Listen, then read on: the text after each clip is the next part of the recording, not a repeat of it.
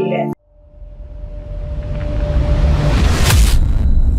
OBC की वास्तविक आबादी के अनुरूप बड़े राजनीतिक आरक्षण की मांग। जोधपुर में कांग्रेस के ओबीसी विभाग के जिलाध्यक्ष नरेंद्र शर्मा ने ओबीसी समाज के लिए राजनीतिक आरक्षण बढ़ाने की मांग उठाई है। उन्होंने कहा कि निकाय और पंचायत चुनावों में ओबीसी वर्ग को उसकी वास्तविक आबादी के अनुरूप प्रतिनिधित्व मिलना चाहिए। नरेंद्र शर्मा ने ओबीसी प्रतिनिधित्व आयोग की सर्वे रिपोर्ट सार्वजनिक करने की मांग की है।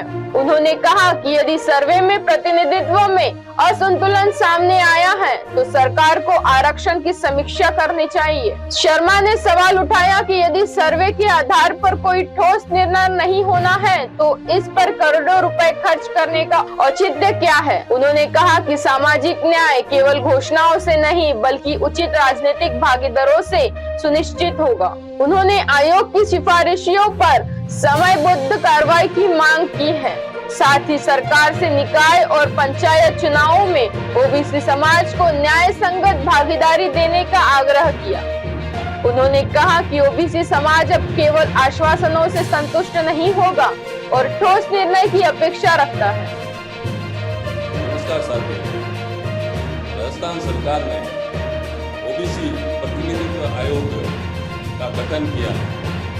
लगभग 76 लाख परिवारों का सर्वे करवाया गया और इस पूरी प्रक्रिया में करोड़ों रुपए खर्च किए गए।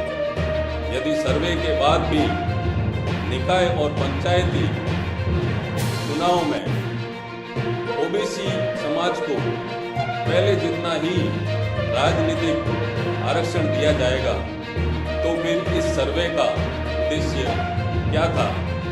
हमारी स्पष्ट मांग है कि आयोग की पूरी रिपोर्ट सार्वजनिक की जाए और यदि सर्वे में ओबीसी समाज की वास्तविक आबादी अधिक सामने आई है तो राजनीतिक आरक्षण भी उसी अनुपात में बढ़ाया जाए। सामाजिक न्याय का अर्थ केवल सर्वे कराना नहीं बल्कि उसके आधार पर न्यायपूर्ण निर्णय लेना है।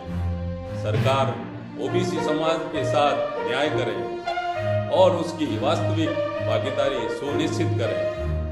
हमारी सबसे बड़ी मांग है कि ओबीसी प्रतिनिधित्व आयोग की रिपोर्ट को तुरंत सार्वजनिक किया जाए और उसके आधार पर ओबीसी समाज को उसकी वास्तविक जनसंख्या के अनुरूप राजनीतिक आरक्षण दिया जाए। यही संविधान की भावना और सामाजिक न्याय का मूल सिद्धांत है।